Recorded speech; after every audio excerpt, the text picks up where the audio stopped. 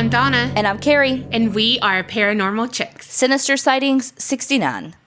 Donna's favorite fucking I knew this was coming. I sounded like Gonzo. Always gotta steal my jokes. We just recorded a Milk Carton Mini episode for the Patreon bonus episode. And that girl, I knew so many damn jokes she was about to say. Stole my thunder twice. All right. Want to jump in? Mm-hmm. Okay. The first one is, hey, ladies, I've been listening to your podcast over the past few weeks, and y'all crack me up. I wanted to share with you a creepy encounter I had as a teenager that still freaks me out to this day. I was going to write in last night, but I'm braver when the sun is up. Completely understand. Because I'm including some info about mental health struggles, I'm going to ask for you to please not use my name. Thank you. You shall be called Dorothy. This happened the summer that I was 13. My dad had just picked me up from the day camp I attended and dropped me off at home before leaving to run some errands. As the youngest of my family, I was rarely home alone, so I double-checked that the doors were locked before going upstairs to take a shower. Some of the windows may have been open since it was the middle of July, but I'm not sure. This day, I decided to take a shower in my parents' master bathroom instead of the bathroom I shared with my older siblings. Their bathroom is separated from their bedroom with a half-wall type thing, no door, so I locked the bedroom door in case someone came home before I was out. While I was washing my hair, I got shampoo in my eyes and reached for a towel to wipe off my face. Before popping back in the shower, I happened to glance towards their closet, and it felt like my heart stopped beating and my blood froze as I made eye contact with the man standing there. No way. Watching me. No. Their shower door is frosted glass, so I wouldn't have seen him if I hadn't had my head out of the shower. The man was dressed in a really nice suit and stood there with perfect posture. His hands were clenched into fists at his side. He was elderly and had pure white hair and wrinkles all over his face. And the part of him that scared me the most were the piercing blue eyes that held nothing but rage as they burned into mine. I felt paralyzed with fear, but he didn't move. He didn't even blink. Slowly, I reached back into the shower to turn the water off. I wrapped myself in a towel, grabbed my clothes off the floor, and left my parents' room without breaking eye contact with him until I closed their door. I didn't turn around until I was back in my own bedroom down the hall from my parents' room. I didn't have a cell phone, and the house phone was downstairs in the kitchen. I had no idea how long it would be until anyone in my family would be home, so I armed myself with a plastic wiffle ball bat I had in my room. Oh my gosh. When someone got home, I heard them unlocking the door, so I knew it had to be locked the entire time I was home. I never heard the man leave my parents' bedroom either, though I would and still do swear on my life that there was a man in their closet that day. I realized no one would believe me if I told them the truth. I just knew he'd be gone without a trace. It's been over 10 years and I haven't been alone in my parents' bedroom since. A few years ago, my sister made a joke about the man in my mom's closet and how we can hear him walking around while we're in the room directly below. She meant it as a joke, but it felt like she read my mind. Important note, I didn't tell my family about seeing that man until one family dinner a few months ago. Our parents built this house so there were no previous owners and no one has died there. I don't believe in ghosts, but I believe that there is something that lives in my parents' bedroom. Some additional information. I was around 11 when I began struggling with my mental health and entered into cycles of depression, anxiety, suicidal ideations, self-injury, and eating disorders. At the time that I saw the man, the self-injury was at its worst and I was facing severe and intrusive suicidal thoughts. I've heard of extreme emotional distress causing an increase in paranormal activity and have wondered if there might be a connection with that. The only other time I've seen that man, though briefly, and I'm not sure if I truly saw him or if it was my eyes playing a cruel trick on me, was when I was at my lowest weight from self-starvation and was going through an extremely rough breakup from an unhealthy relationship. I'm doing better now, eating consistently and enough for the first time in years, and am in a healthy relationship with a person I want to marry. Life is so good, and I'm so glad that I held on through the extremely difficult preteen and teenage years.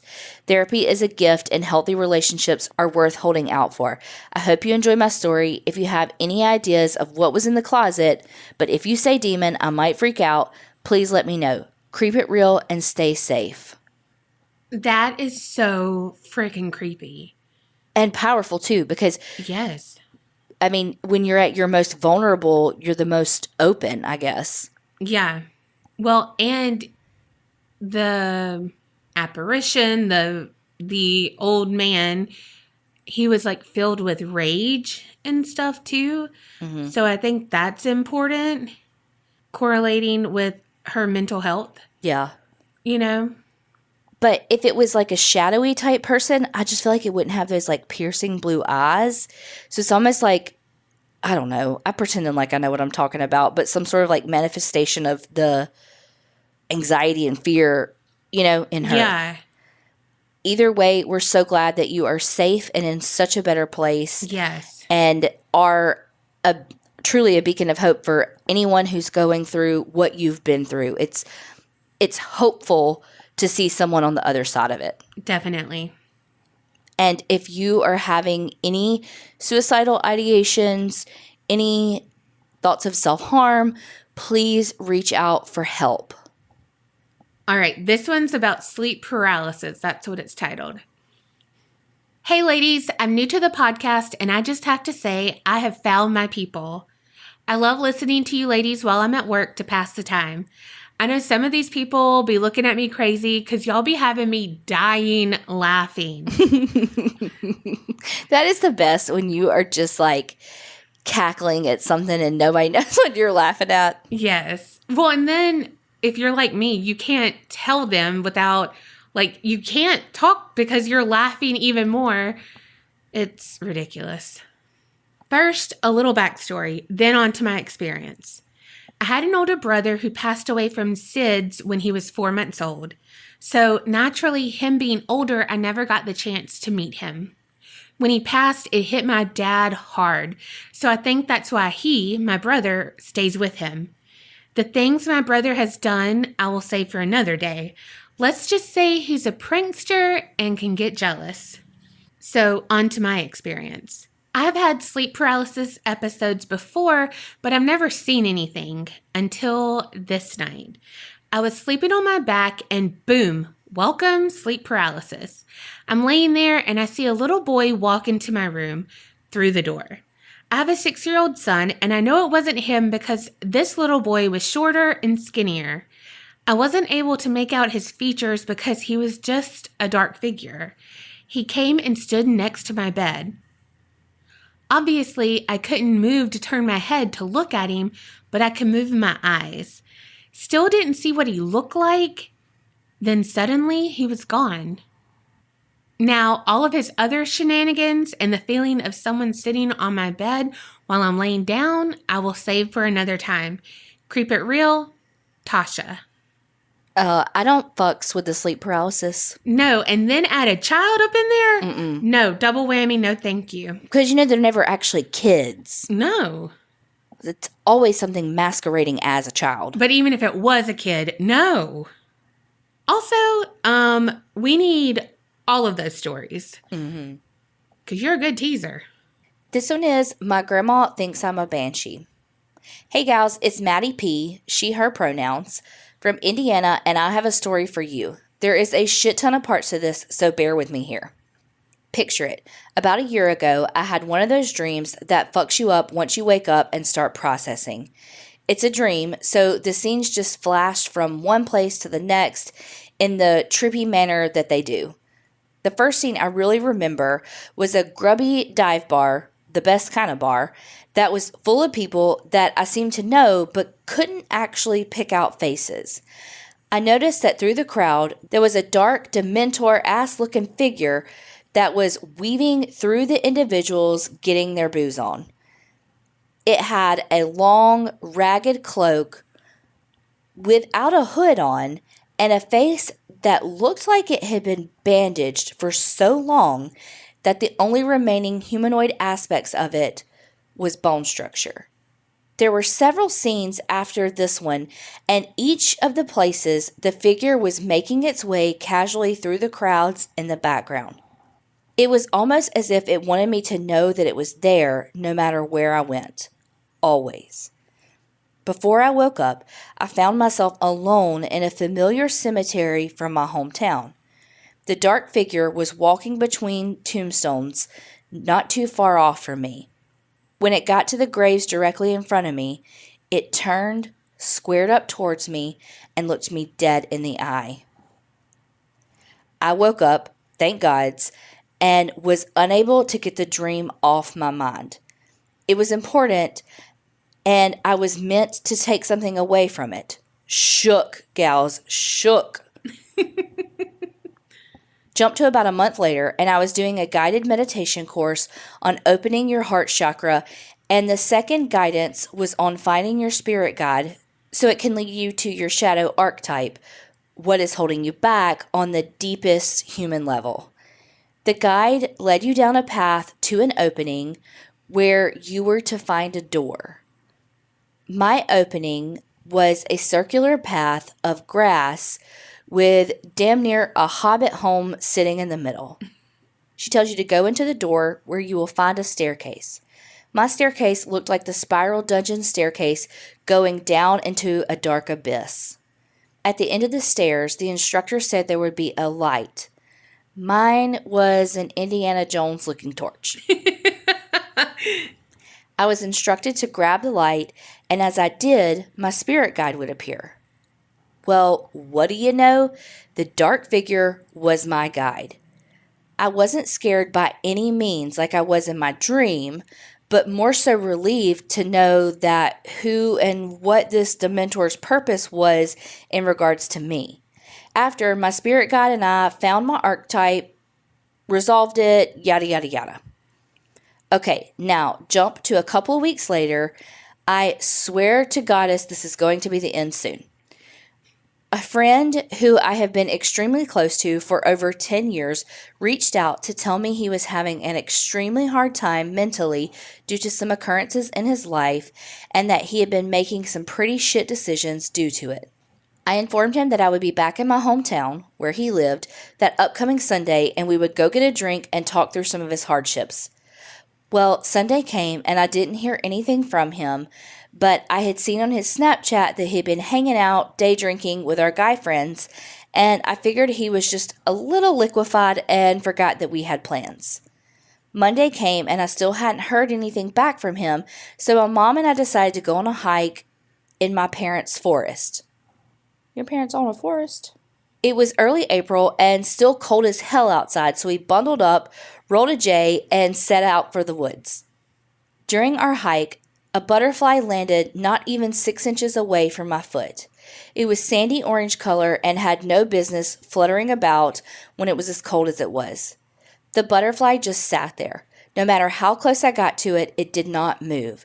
My mom and I are both highly intuitive beings, and so the two of us and the butterfly sat there and discussed who this little flutter could possibly be from the other side. The next day, I returned to the city that I currently live in and got the news that my good friend that I was supposed to have drinks with had taken his life late Saturday night. Oh my gosh.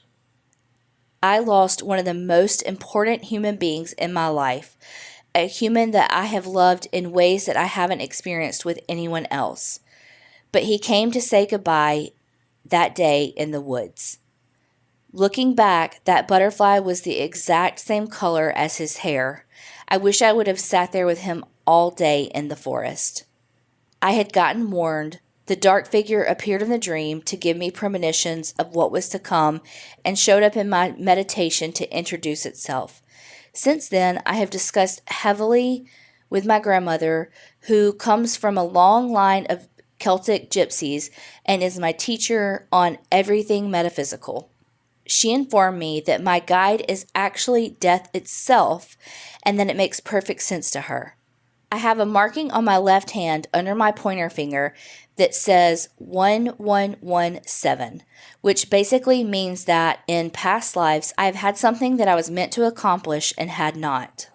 The ones represent the attempts, and the 7 represents the attempt that I am making in this life, and that I have guides watching over me to ensure I succeed, aka death. My grandmother has told me my whole life that my soul is not meant to be here, and now with death as my guide, she explained that I have a connection to death and to the other side that many do not. She says that I am a banshee in human form, here to warn others of their upcoming death and be with them through their exit. Since then, my guide has appeared frequently, but as of now, not to warn me of any loss. All right, babes, sorry this was long. Someday I'll write in about my invisible friend who died in my grandma's house a long, long time ago, the entity that is attached to me, and the lady in my basement. Creep it real, my ghouls, Maddie and Death. Whoa. Whoa. First of all, our heart breaks for you with your friend. Just like we said on the first story, please, if anyone is having suicidal thoughts, suicidal ideations, all the things, please reach out for help. Secondly, on a different note, what do you mean markings on your finger? No, on the below her index finger. Like you mean like you have a tattoo, or is like palm, like it's like your the like lines in the creases in your palm? Yeah. I need to be informed because I am very interested in this. This whole damn story. There's so much to unpack. I'm speechless. Also, you are like our friend Tiffany in a way. Because I do a story about banshees because of Tiffany and her secret powers. Not so secret anymore because we're telling everybody. I was about to say not so secret anymore because, I blab. Wow. Oh my God. Please tell us all the things. Yeah. You can't list all of those things. I hope you have sent in all the emails by now. If you haven't, you better get to typing. Mm-hmm. You better look like fucking Jim Carrey in Bruce Almighty and get to fucking typing. Yes. Oh my God. Okay. The next one. Hi, ladies. Your podcast is definitely a new obsession of mine, and it really does help pass the time at work, like everyone mentions. I have quite a few stories for you, but I'll share one today. It's not terribly long, but it is an interesting one. At least I'd like to think so. Just about 10 years ago, my ex-father-in-law offered to send my ex-husband and I on a trip. He said he'd pay for a cruise or anything we wanted to do. I chose a ghost hunting road trip. That sounds amazing. We visited Waverly Hills, Trans-Allegheny, the Limp Mansion, and the Crescent Hotel. I've done all of those. I am completely jealous. Like, completely jealous. Okay. I'm from Louisiana, so it was a nice circle around the states. I don't know if the Limp Mansion does this anymore, but you used to be able to stay the night and wander around the entire home.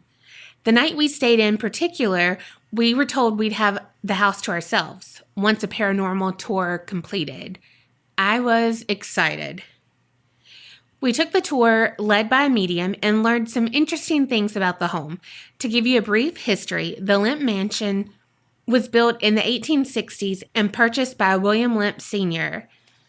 He was a successful brewmaster and had 6 children with his wife, Julia. In 1904, their 4th child, Frederick Pabst, sound familiar, passed away from heart failure. Not too long after, William Sr., a man overcome with grief, died by suicide in the mansion. Frederick was his favorite child, clearly. Prohibition was a problem in the early 1900s. Dang alcoholics, insert sarcasm there. It was a real problem for the brewery, which had been run by William Limp Jr., not the favorite, during this period. The guy was a partier and not a businessman, so his misgivings and prohibition made it nearly impossible to continue to run the factory. He died by suicide in 1922 in the mansion. I remember you doing this story. The lamp daughter, Elsa, died by suicide in 1920. Don't know why, because she remarries her ex-husband. Also don't know why she did that. Then in 1949, Charles the Lamp commits murder-suicide in the Lamp Mansion.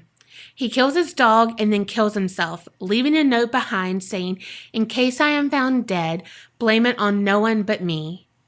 I don't like him because he killed his dog. Ugh. The stories were fascinating, and it's obvious the family had some of the worst luck. During our paranormal tour, I saw some orbs and mist. I even caught a glimpse of Charles's poor dog. That night, after everyone left, it was just me and my ex-husband. My heart was beating so fast because I have never had this much freedom in a haunted place. I didn't even know what to do with myself.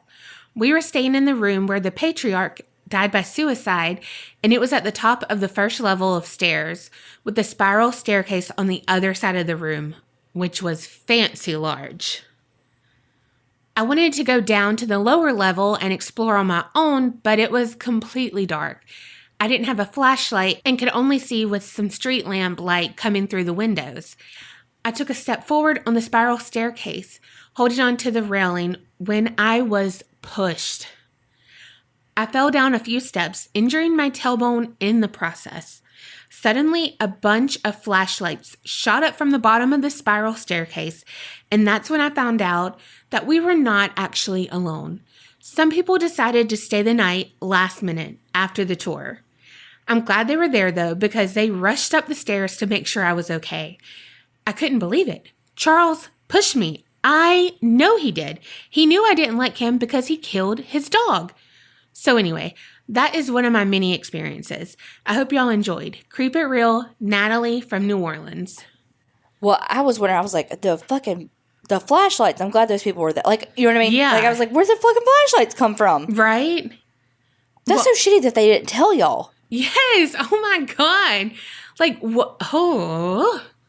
Like, what if y'all would have been, like, packing? Yeah. You know? Like, and you hear something and it's like, oh, that's a ghost. And then it's like, wait. Let's see.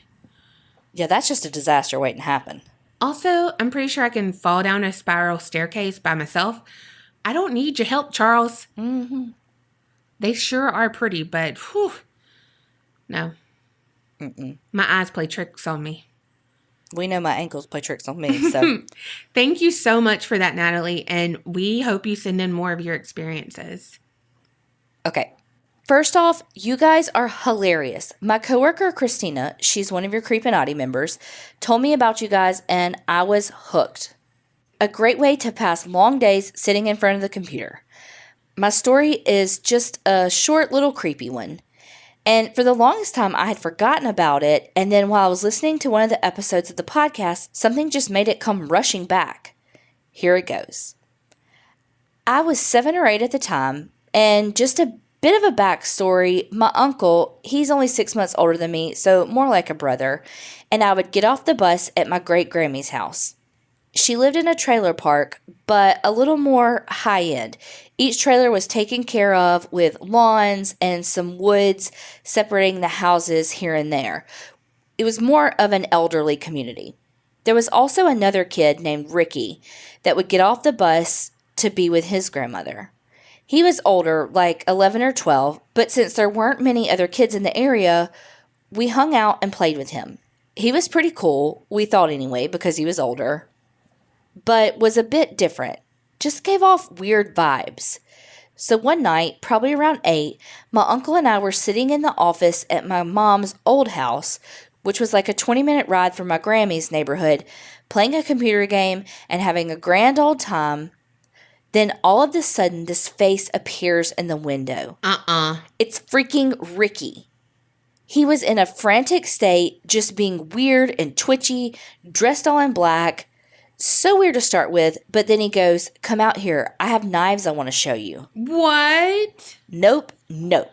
At that point, I was crying hysterically and screamed for my mom. She came in and my stepdad went out to see if he could find him, but he was gone.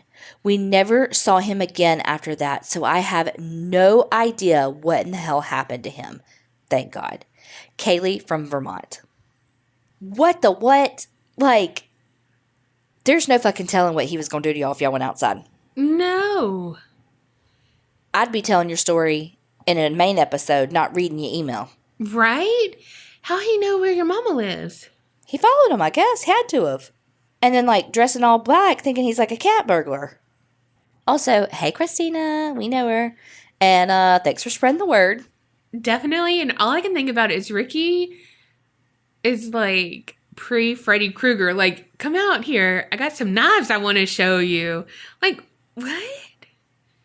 Also, he might have found a really good career later on being those door-to-door salesmen.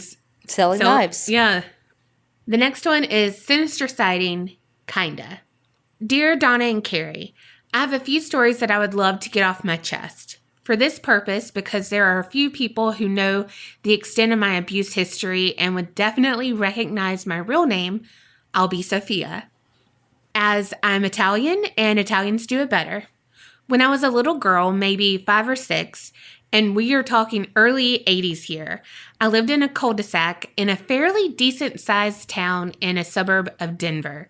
Now, picture it, a cul-de-sac with 7 houses on one side of the main road and a cul-de-sac on the opposite side of the road facing one another.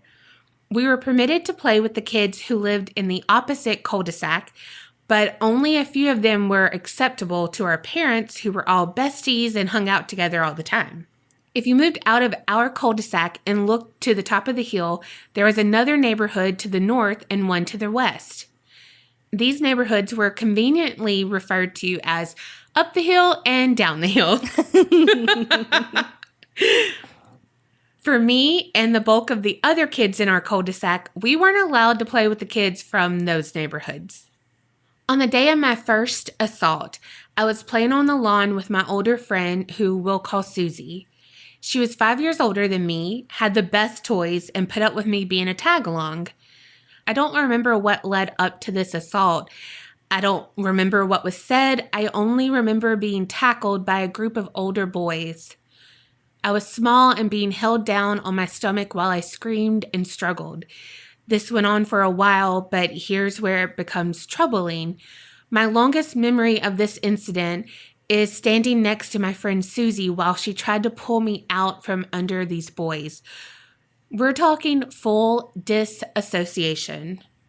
When I came around, I was able to turn over and started biting the first thing I could find. The main kid, who I remember as being in cutoff jean shorts, a jean vest, and with blonde hair, was within reach, and I bit him on the leg just above the knee. I can see in my mind the shape of the bite, as it was as hard as my baby teeth would allow. He screamed, they all scattered, and you would have thought this was over. Amazingly, this boy went home and told his mother he was assaulted by a kindergartner. What the fuck? This led her to come down to our cul-de-sac. Remember, these were off-limit kids from up the hill, to confront my father. I remember hiding in Susie's house while my father and her father began talking to this woman. She was wearing actual curlers in her hair and a robe, extra classy. I never found out what they talked about, but clearly she didn't like it, as she slapped my father before taking off with her son, my perpetrator. My father called the police, and I'm sure they came, but I don't know what was said. Later on, her husband came down the cul-de-sac for his turn with my father and pulled a knife. Though he didn't actually assault my father, obviously the police were called again. My father was informed that they were renting the house and left suddenly that same night. This is a memory that does surface from time to time and raises a lot of questions on how my parents responded. Now, as an adult with a daughter at exactly the same age, I can't imagine what my parents may have been feeling about this. What I do know is that I don't ever remember being taken to a counselor to ensure I was okay. It was simply one of those things my parents say they just don't really remember. I've tried to process these things with my mother, and she will say, I'm sorry, I just don't remember. Susie remembers, and now both of us in our 40s haven't talked about it or anything else in a really long time. Our mothers still play together sometimes, and Susie is an amazing mom and teacher. For me, this was the beginning of a significant assault history. I recently tallied up 6 instances of sexual assault or unwanted sexual touching. My story is not unique. There are many individuals who have been victimized and were raised by adults who simply didn't know what to do. I spent a year doing trauma therapy and EMDR, eye movement desensitization and reprocessing, and talked about this incident a lot while working with my therapist.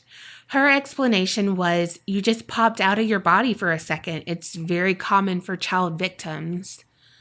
Knowing now the importance of addressing trauma and victimization in people, especially children, I feel we as a culture are making strides towards decreasing the stigma that is associated with mental health.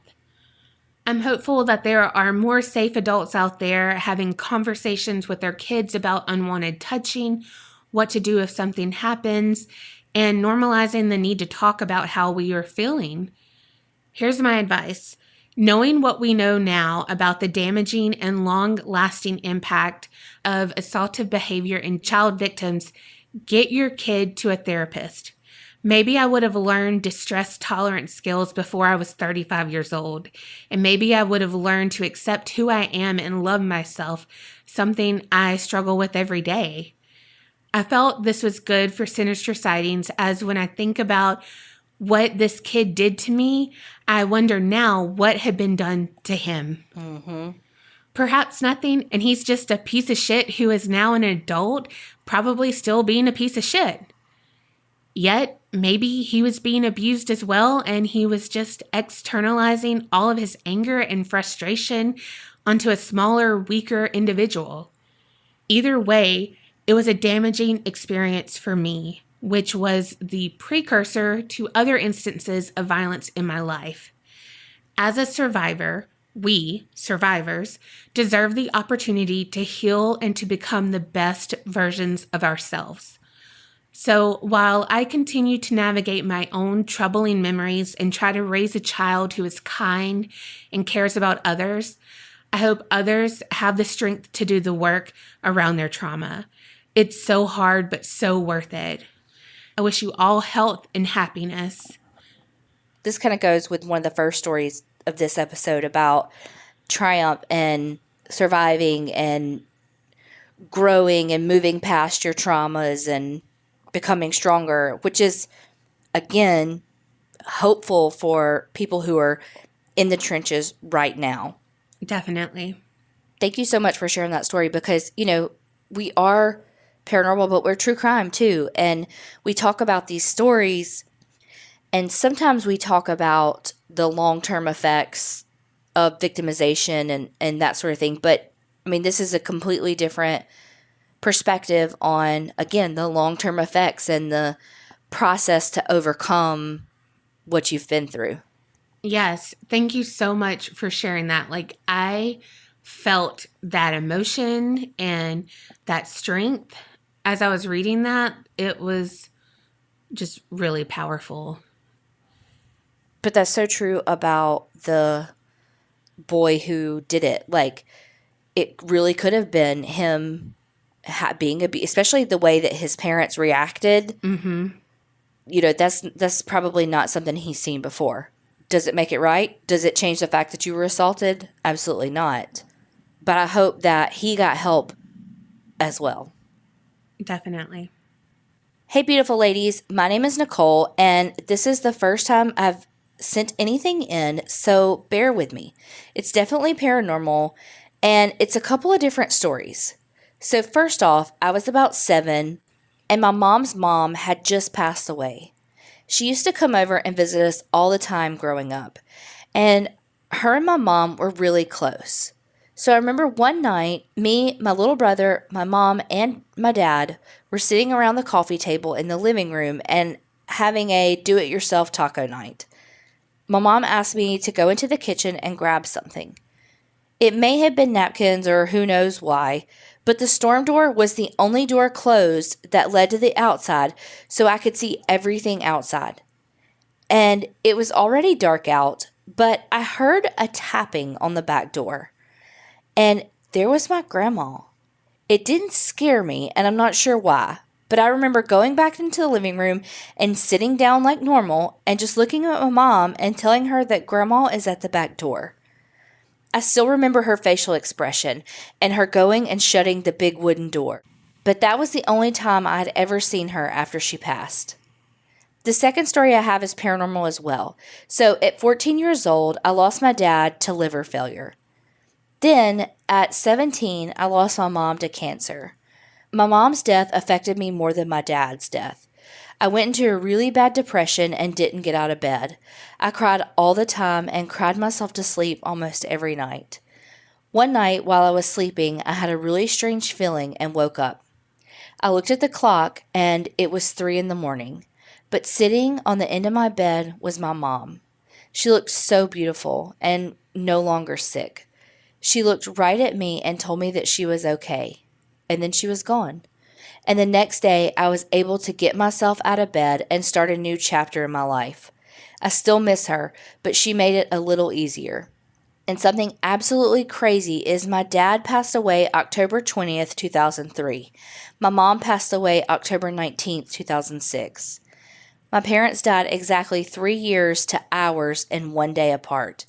Thank you for taking the time to read this. Stay beautiful and creep it real. Wow. Your mama was not letting anyone mess up taco night, which I can definitely understand. Because make your own tacos.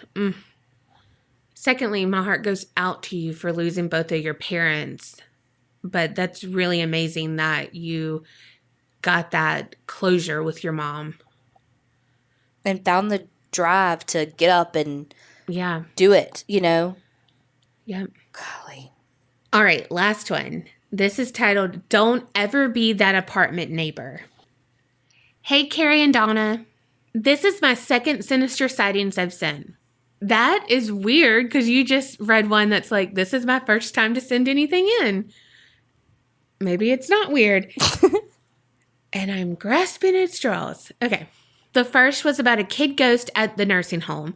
Not sure if you read it because I haven't caught up yet. Oh, we did. We did. We did. Like, and I remember it, and I don't remember shit. That is very true. Yes, because I was like, wait, is it like a pirate going? Because he only had one eye. I don't remember all that. Oh, fuck. How do you remember a kid ghost? And like, that was the whole thing. He only had one eye. And I was like, wait, is it dangling out? Or is it like a pirate patch? That sounds familiar. Oh my God. Anywho, I wanted to send this one because instead of the medical setting, it's my old apartment. Bear with me, it's long. So between 2012 and 2018, I lived in a haunted apartment. At first, it was just an old man who really didn't do anything but just kind of hung out. But at one point, we had a neighbor move in below who was into all that dark, quote unquote, let's summon a demon stuff. And so that little shit welcomed something not cool into the building. Seriously, don't be that neighbor. That was around 2014, 2015. At the time, my now ex and I had gotten married. So we were all good until this thing started to, for the lack of a better word, pick on us. The mood quickly shifted and we were fighting more and more. My sleep paralysis also got worse at this time too, and so did my ex's drinking. I would see the shadow man more and more in my sleep paralysis, and one night it got way worse. Trigger warning, graphic episode. I had an episode where I was held down by what I thought was a demon, but looked up to see my then husband with a very sinister grin on his face. I turned my head to see my husband sleeping next to me. I looked back, and instead of seeing him on top of me, I saw the devil. I could feel all of his weight on me, among other things pushing against me, if you catch my drift. not the carbs and cock I wanted. Luckily, I remembered the Netflix documentary about sleep paralysis where one guy said to move your big toe. So I concentrated on that and was able to break out of the episode. My marriage really started breaking down because there was more drinking, which led to cheating, which led to physical fights, to the point of him choking me, screaming he was going to kill me. It was bad. I just knew there was something influencing it all. My ex ended up moving out and moved in with one of the girls he cheated on me with. I was lucky enough to have moved into a new apartment myself, and nothing followed, and the new place was peaceful. Flash forward to 2020, and I'm happily remarried to someone else and live in a house instead of an apartment. Unfortunately, the original part of this house was built in 1890, and my husband has had numerous car accidents happen in his front/side yard. Luckily, what ghosts may be there are nothing sinister and no demons. This house used to be a church at one time, so maybe there's still that holy juju there. We are renovating this house, so if we stir up anything, I'll let you know. Keep it creepy, my friends, Anne. Like, could you imagine waking up to something on you and it's your husband's face grinning, but then you look and he's actually fucking beside you? Right? No. I don't even want to think about that. No. Like, that's too much. Did the ex-husband calm down after that? Like, when he got out of the house or the apartment and you got out of the apartment and did the drinking stop? Did the anger, did all of that get better? I mean, I hope it did for everyone's sake. Yeah. I'm glad you're doing better, girl. We always have a common thread, and we always say, oh my God, we always have a common thread. But this episode was about some really hard, traumatic life events. It really was. But it's also about people surviving. And not just surviving, fucking thriving. Definitely. After these horrible traumatic events. Like, so many of these stories, these people are like, I'm great now, I'm healthy, I'm happy, I'm remarried, I'm this, I'm that. And it's like, it's just fucking, amazing and heartwarming. And I hope that everyone else can feel the strength from these stories that I feel. Yeah. And not just people who are going through similar situations, but just with the whole COVID stuff, with everything that's happening in general, like all of that stress and all of just the unknowing of 2020 is really hard. But we're together. We're in it together. We will make it through. And just like we said before, if you need help, please reach out and find help. There are numerous hotlines that you can call. You've got NAMI, you've got suicide hotlines, you've got all these places that are resources for you on a national level and in your community. So please reach out for help. Definitely. Thank y'all so much for sending these stories. Keep them coming. aparanormalchicks@gmail.com. And remember, keep it real and don't get scared.